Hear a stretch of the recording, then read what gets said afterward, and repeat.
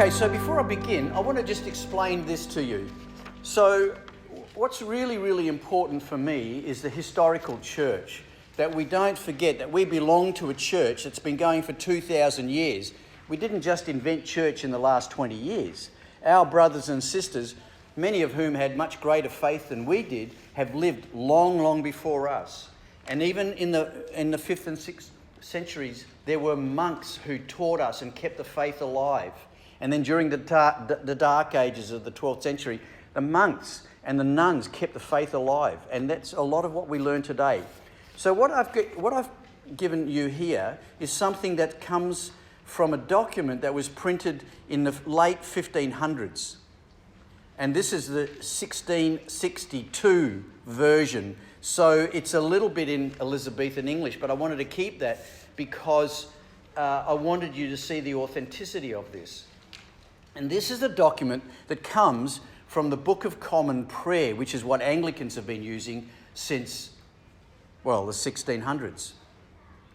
And one of the things that the Book of Common Prayer uses, which is something that actually comes from long before the Reformation, was this idea of contemplating your life. Once a year, you should contemplate your life. Do it at other times, but once a year. And so, if you follow with me, you'll see, this is the sentence: every Christian man or woman should from time to time frame for themselves a rule of life in accordance with the precepts of the gospel and the faith and order of the church, wherein they may consider the following. 6 things we want you to consider. Number 1, you should consider the regularity of their attendance at public worship, and especially at Holy Communion. Number 2, bringing the practice of private prayer, Bible reading and self-discipline. Number 3, bringing the teaching and example of Christ into their everyday life. Number 4, the boldness of their spoken witness to their faith in Christ. Number 5, their personal service to the church and the community.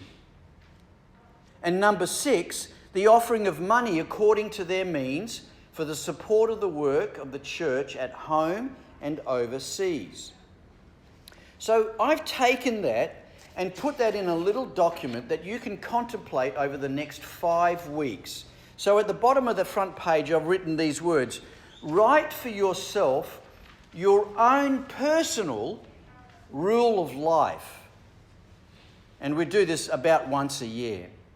You may like to use the prompt questions in order to help you formulate your rule. Note that the rule of life should be in accordance with the precepts, that is, the principles of the gospel and the faith and order of the church. So I want you to keep this document with you. Don't read it all today. I mean, you can, but I want you to process this over the next 5 weeks as I preach these sermons. So just to give you the first one, I want you to turn into the middle now, to rule number 1. This is the one that I want you to contemplate this week. And rule number 1, I'm going to, just so that you know, for my sermons, I'm doing 5 sermons and I'm combining numbers 2 and 3 together. But for today, it's number 1. Number 1, the rule for number 1 that you should consider is the regularity of your attendance at public worship. In other words, how many times should you go to church? And especially having Holy Communion. So I want you to think about that. What's important for you in that? And I've given you a couple of prompt questions that you might want to consider. Here's the first prompt question: is regular worship important to you? And then why? Like, is it worth once a month coming to church? Once every 2 months? Once a week? What? When they use regular, why? What does regular mean to you? Well, some people go Christmas and Easter. That's pretty regular. For the last 40 years, I've been going to church Christmas and Easter. We call them C and E's, not C of E, Church of England. Christmas and Easters. Regular worship. What's it?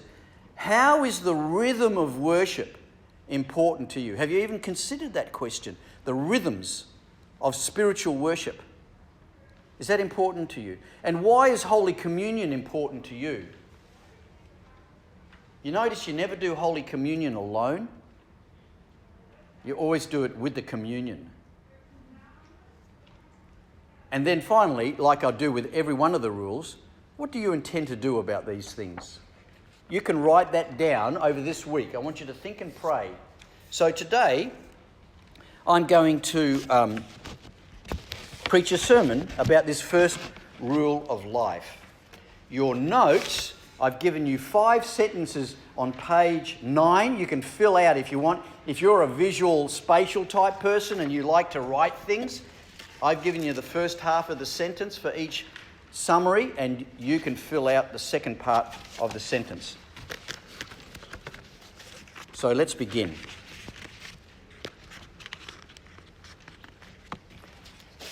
Depending on which polls you look at, church attendance in Canada is under 20%, around about 20%. If you look at those Canadians, and can I say Kiwis and Aussies as well, about the same,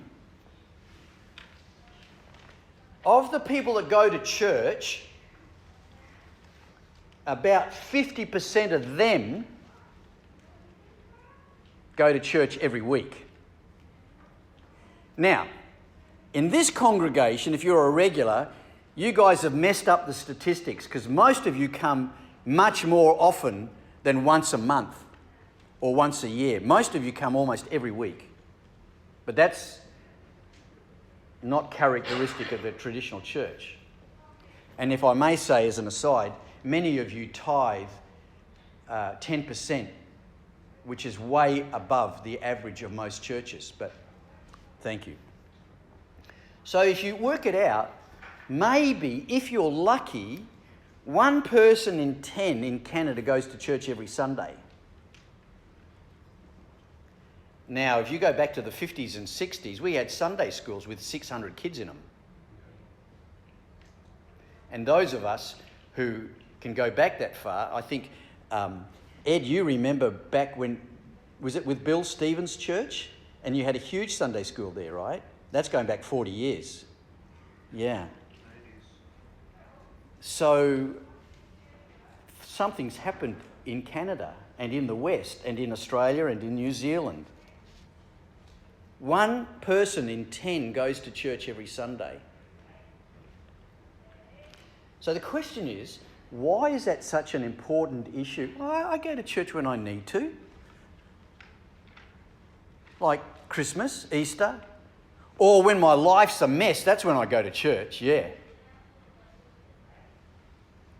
Well, let me tell you why church attendance, at least 2, many reasons, at least 2 I want to mention. Church attendance has a direct impact on your relationship with God. See, it's one thing to worship God on your own. It's a totally another thing to worship God in community. And when you worship God in community, you're experiencing a manifestation of God that you don't have when you're on your own. You have your brothers and sisters with all their strengths and weaknesses and all their gifts coming together under the body of Christ. When you come to church, you are experiencing God, and your relationship with God is impacted because you're in community. The second reason why being at church is really important, it has a direct impact on your own spiritual development. Now, yes, you can go live on an island and be solo and still love God. But there are problems when you try to do solo spirituality. What one professor called the individualization of the human being. So there's a guy on an island and he got deserted on an island. And for 10 years, a guy is on this island. It's sort of like Tom Hanks, right? Castaway and Wilson. And he's on the island all by himself. and he's sending up smoke signals and fires, and because he's not on a shipping lane. Finally, a naval frigate saw the fire and sent a landing party onto the island where this guy's scraggly beard and the captain of the frigate comes out and he sees this man running up the shore next to this big fire, and on the sand dunes behind him there's 3 buildings. And the captain said to this guy, well, what are those 3 buildings? And the guy said, well, the first one over there, that's my house, that's where I live. Oh, that's good. Well, what about this one here? He says, oh, that's my church, that second building. That's where I go to church. Uh-huh. What's the 3rd building? That's where I used to go to church. You see, spirituality on its own can make a real mess of your life. When you do spirituality in community, you learn to use your gifts and you learn to rub shoulders with each other. Now, you may be perfect, but I'm not. And so I make mistakes in public, and you help me with that. And you possibly make mistakes together, and we learn together, and we grow together. We grow with others. Our community grows together. You're on a journey with other people. And let me tell you, in the spiritual world, journeying together is much more safer than journeying on your own. You're absolutely vulnerable on your own. You need a community together. So, the reason why church, at least 2 reasons why church is important, has a direct impact on your relationship with God and has a direct impact on your own spirituality. So this morning, I want to make the case to you, I want to present the argument to you why I think you should attend public worship weekly, and why attendance at church should be one of the highest priorities in your life. I'm going to make the case to you, and at the end of the day, we'll see whether that makes sense to you. And so I've entitled my sermon this morning, as you can see there on the top of page 9, under the series, The Disciplines of the Christian Community. Today, Christianity is community. Now, that's a bit of a license theological, but you'll get the point. Christianity is community. So we begin with the age-old question. Can you be a Christian and not go to church? Well, what do you think? Of course. Yeah, of course. I can get saved and not go to church. I can get saved on an island. That guy, when they said to him on the island, if you could only take one book with you to get stranded on an island, what book would it be? He answered the same as Winston Churchill, the book about how to build a boat. So can you be a Christian and not go to church? Well, you know, those of you who've heard me teaching you over the last 20 years know that's a trick question. Because you're concentrating on the definition of the word Christian. And if you answer the question, can I be a Christian, not go to church, and think about the word Christian, it may lead you to the wrong answer. Because the emphasis is on the different syllable. Not Christian, church. It's your definition of church that might confuse us. We shouldn't be asking, what is a Christian? We should be asking, what is the church? Well, we all agree, right? The church isn't a building. You're the church. We all agree. Every time you say that, well, the church isn't a building, it's the people. Yes, I know that. But subconsciously, we always talk about the building. We think about the building. We refer to the building. The church is the people of God. Remember when Peter the apostle said to Jesus, "You are the Christ, the Son of the living God"? And Jesus responded to him. In Matthew 16:18 we read it. Remember what he said? "You're Peter, and on this rock the rock that you just confessed, right, that Jesus is the Christ, the Son of the living God, that's the rock. On that rock, I'm going to build my church, and the gates of Hades will not overcome it. You can go to the gates of Hades and open the gates. It's not going to be able to stop you, the church. Now, this word church, you theologians know this, is the word ecclesia. Kaleo, called out, or called, to call, and ek, out of. Ecclesia, the church, are the people who are called out of the world. You and I, the church on which Jesus is going to build his church, are the called out ones. The totality of all congregations throughout the world, Christians, is the church. You and I, if we call ourselves Christians, we, by definition, are people who are called out of the world.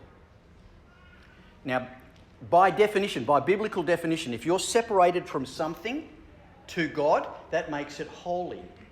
All of these things here, we don't use them for anything else. We don't use this, at home during coffee time. These candles stay here. All of this, these are holy things. Not because they're magical. No, the definition of holy means separated away to God. Separated from other things. These aren't just candles that you use in the house. These are candles only used in the church. They're holy. Christians, who are serious Christians, like real, can I say this word, dinky die Christians, authentic Christians, we're separated from the world. We live in the world, but we aren't dedicated to the world. We're holy people. So here's the first thing I want you to write down on page 9, the first sentence. The church is the people who follow Jesus and are called out of the world. The church is the people who follow Jesus and are called out of the world. You and I should be living countercultural lives. People should look at us and see something different in us. And not because we're fuddy-duddies or because we reject people. No, we live a different lifestyle. We have a different Lord. So the question comes then, why is it important that these called out ones, these disciples of Jesus, why is it important that they should meet every week together? Well, let me start with the life of Jesus as an example. He's not a bad guy to follow. He gives us an example. Luke chapter 4 and verse 14 says this. After Jesus was in the desert for 40 days, Jesus returned to Galilee in the power of the Spirit, and news about him spread throughout the whole countryside. He was teaching in their synagogues, and everyone praised him. He went to Nazareth, where he'd been brought up, and on the Sabbath day he went into the synagogue, as was his custom. Jesus went to the synagogue on the Sabbath day, as was his custom. How long? Jesus is 30 years old at this stage. How long had Jesus been going to the synagogue on the Sabbath day? 30 years plus 9 months. Because his mum and dad went to the synagogue as well. And when Jesus was born on the 8th day, they went to the synagogue, to the temple. Jesus went to the synagogue every Sabbath day. It was part of his custom. That's not a bad custom to have. Jesus did it, so maybe we should do that. We should follow his example. If Jesus did it, we should do it. So here's number 2 on your notes there. Jesus went to the synagogue every Sabbath.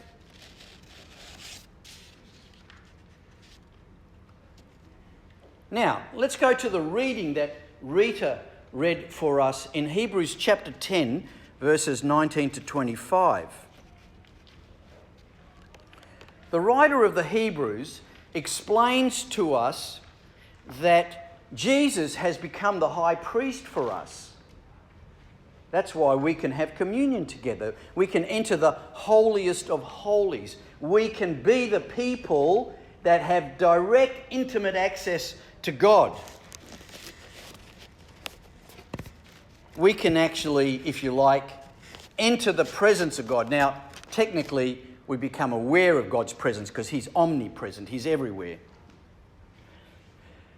But because of what Jesus has done, the writer to the Hebrews gives us three subjunctives, three things that haven't happened yet, but you need to be doing this. Verse 22. Let us draw near to God with a sincere heart and with full assurance of faith, having our hearts sprinkled and cleansed from a guilty conscience and our bodies washed with water. The first thing that the writer to the Hebrews says that we Christians should do, now that we have access to the holiest of holies, is we should draw near to God. You should do it with a sincere heart, and you should do it with full assurance of your faith. Do you know how many Christians aren't even sure if they're saved or not? They really even know Jesus. They're not sure. They don't have assurance of their faith, and they have a terribly guilty conscience. And being washed with baptism, with the water. Baptism is a public ceremony, whether it's for a child or for an adult, but it's a public ceremony that you do together in community. We should draw near to God. Now here's the challenge. It's virtually impossible to draw near to God on your own. You can do it, I get that. Yes, you can be on an island and you can do it. But if you want to draw near to God and maintain assurance of your faith and deal with your conscience, the guiltiness of your conscience, and the washing of the baptism, you have to do that in community. You cannot do that on your own. You need a community to walk with you on a journey. If you want to draw near to God, you've got to do that in community. I have met tons of people who had a strong faith, stopped going to church, and guess what happened to their faith? It slowly withered. That's not coincidental. I've met people with very weak faith who came to church every Sunday. And guess what happened to their faith? It grew. It's a spiritual principle. If you listen to this is Paul writing to the Corinthians. Every night at the moment, we're meeting in this church every night for 2 hours, and we're reading through and praying through the book of Corinthians. Paul said this. He's talking about the church, and he's using the body as analogy. Even so, the body is not made up of one part, but many parts. There are many parts to this body. Now, if the foot should say, because I'm not a hand, I do not belong to the body, it would not for that reason stop being part of the body.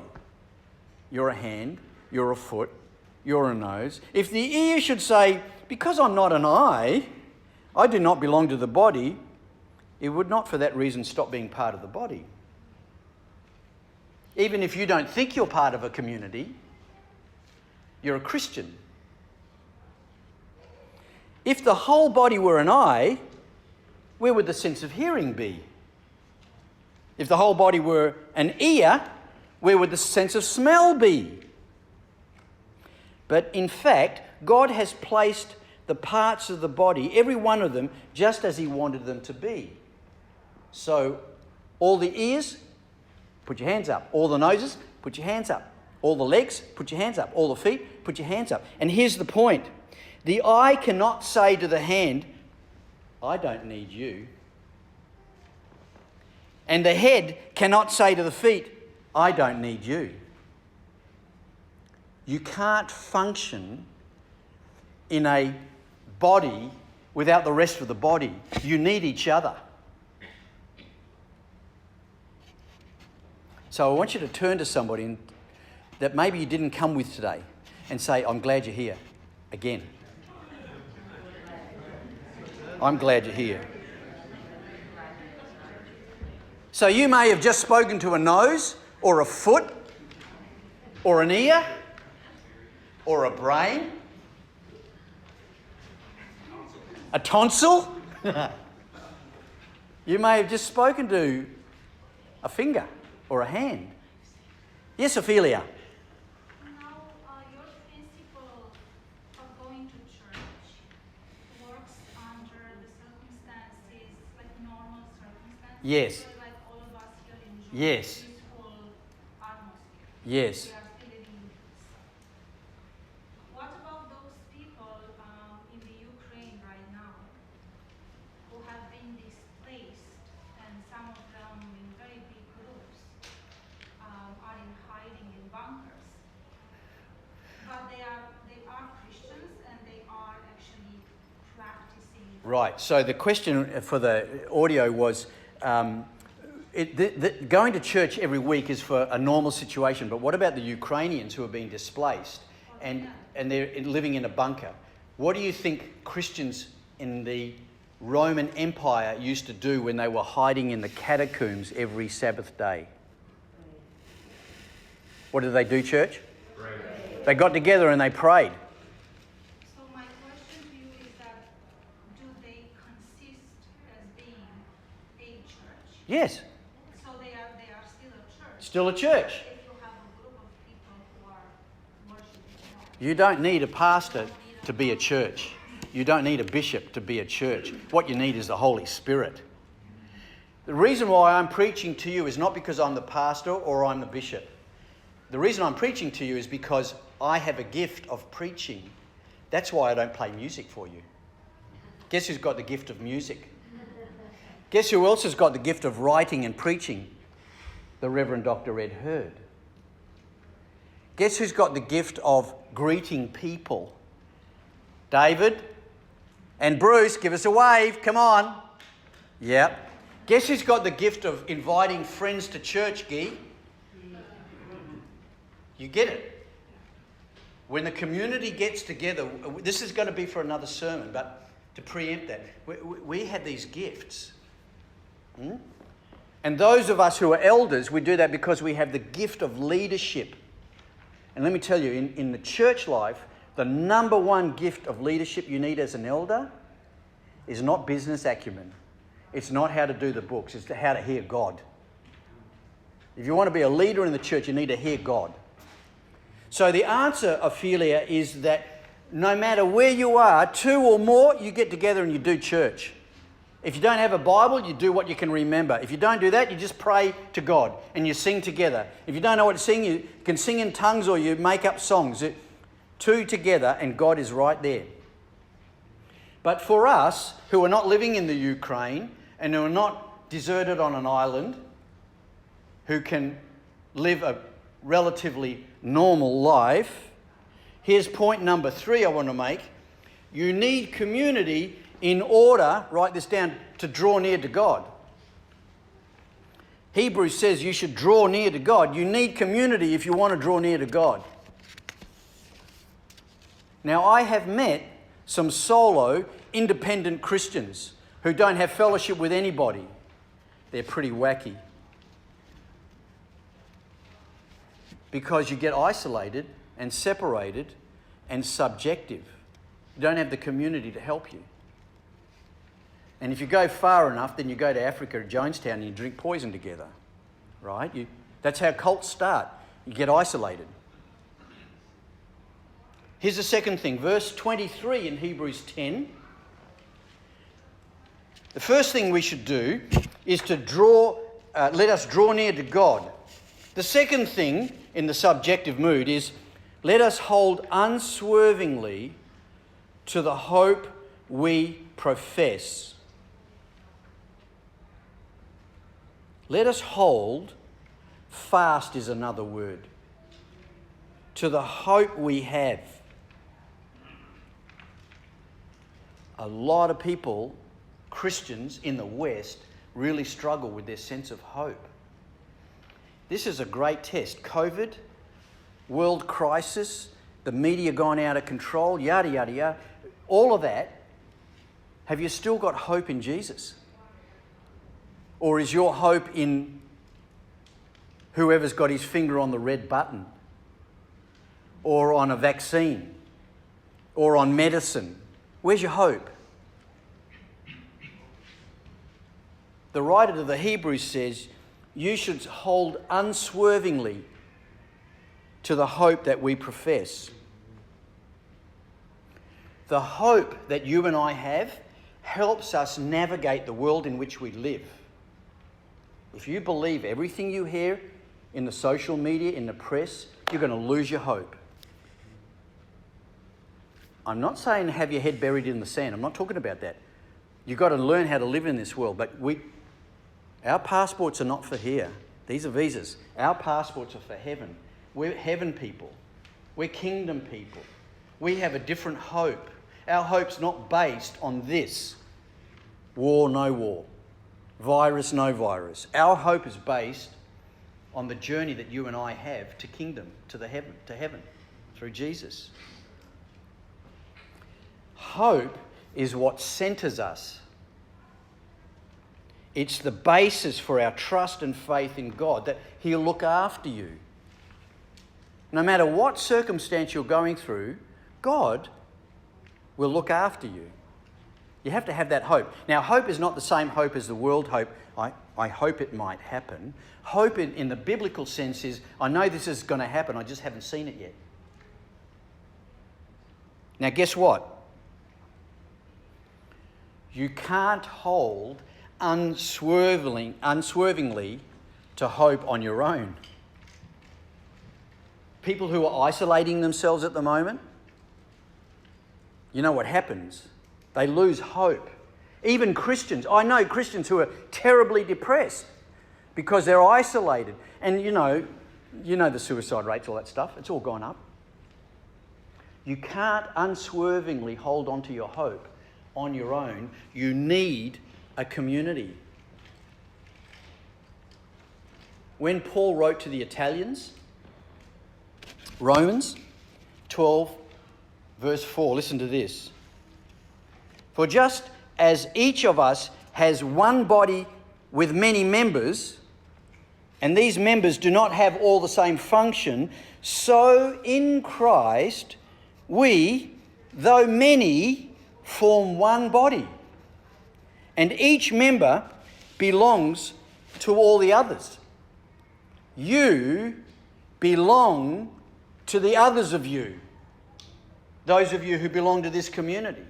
You are part of a community that's interdependent, and you cannot hold unswervingly to hope if you do this journey of spirituality on your own.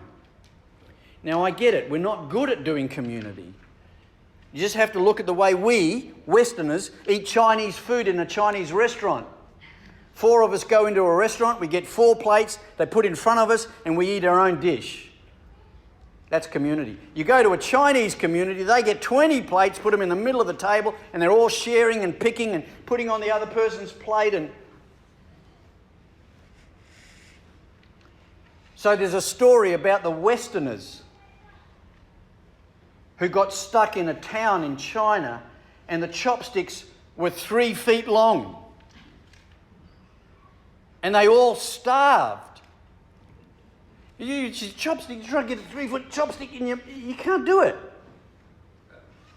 And they starved until they went to the next village where the Chinese also had 3-foot chopsticks and they were feeding each other. Funny about that. You can't hold unswervingly to faith on your own. So number 4, you can write down. So number 3, you need community in order to draw near to God. Number 4, you need community in order to hold fast to your hope. In order to hold fast to your hope. And finally, in Hebrews 10 and verse 24, here's the third subjunctive mood. Let us consider how we may spur one another toward love and good deeds. Watch this, underline this, verse 25. Not giving up meeting together, as some are in the habit of doing, as some are in the custom of doing. The custom of Jesus was to go to Sabbath every Sunday. Just go to synagogue every Sabbath, beg your pardon. The custom of some people is not to go to church regularly. But we should be encouraging each other, all the more so as you see the day approaching. The day is the second coming. Who knows when Jesus is going to return? It's going to be sooner than it was last week, but it won't be as soon as it will be next week. But it's coming. And you and I need to encourage each other and spur one another on to do good deeds. So I come to church today with my community and I'm feeling really down. Now, I won't do a survey, but in your heart, don't put your hand up. I don't want to embarrass anyone. But in your heart, put your hand up if you're feeling down today. So I come to church. Thank you, Ophelia. Thank you, Joel. I didn't mean to be... But the point is, you and I, with our community, worshipping together, and then we're going to culminate in having this communion. This is as important as anything else. We leave encouraged again.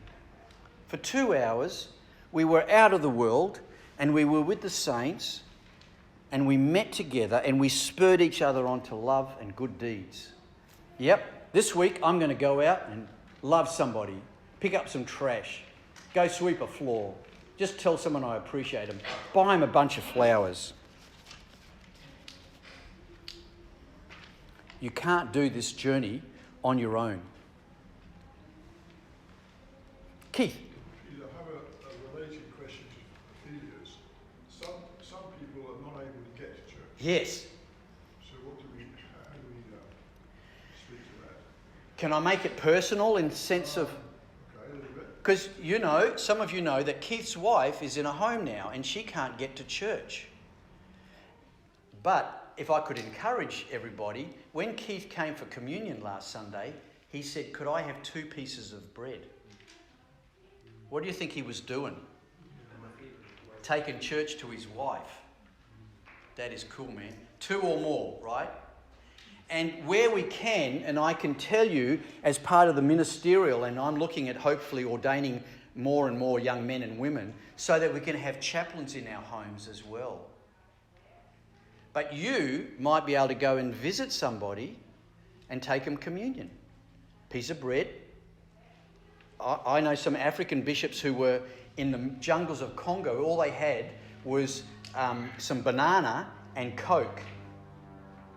That was their communion. So the long answer is, Keith, that we still pray for and can be in communion with even people who are isolated.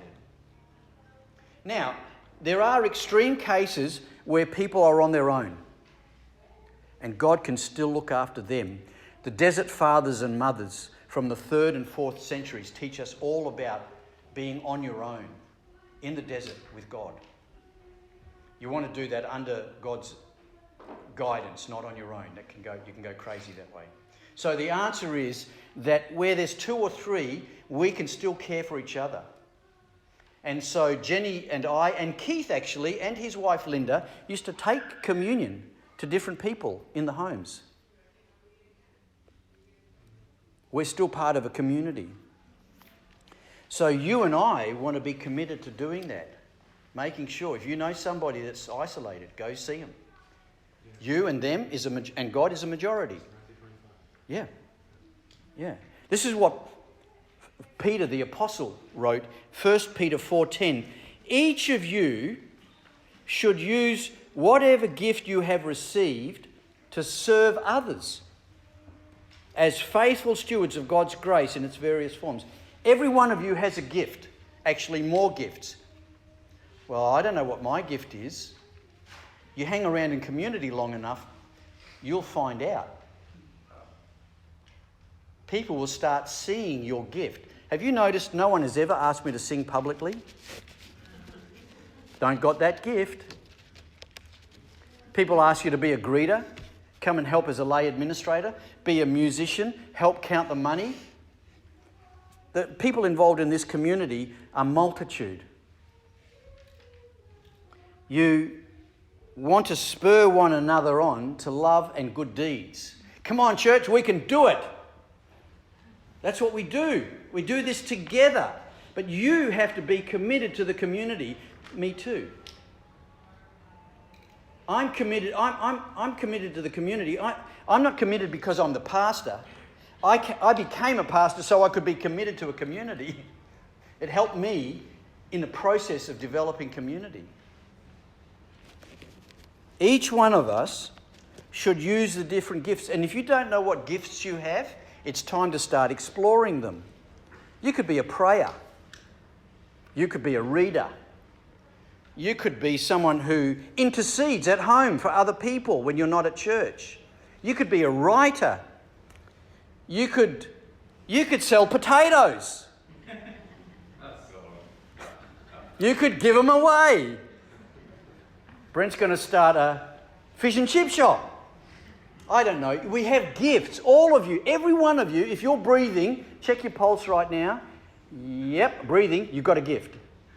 You have many gifts. You've got to just work them out. So here's point number 5. You need community in order to encourage each other in good deeds. In order to encourage each other in good deeds. So let me finish. When you make a commitment to be together with your community called the church, there's a whole bunch of benefits that come out of this. One of them is you're telling Jesus how much you love him. I want to make it pretty clear. I think, and any pastor who's committed to his community will tell you, that one way that we tell Jesus how much we love him is we are committed to each other in community. And you know, in this church, we don't have membership. We don't have a membership. You come and go as you please. If you come more than twice, like Rona, you're part of the community. And if you want to, you can put your name on a community contact list. We have name, address, phone number, email, and keep in touch. Community is not something you legislate. It's something you participate in. We're in community with the Trinity. That's where it started. And now it spreads out. It's your commitment, my commitment to community. And when you come to community like this, it's a way of you telling Jesus how much you love him and how important it is. I can't go to church today. It's just, I'd rather watch it online.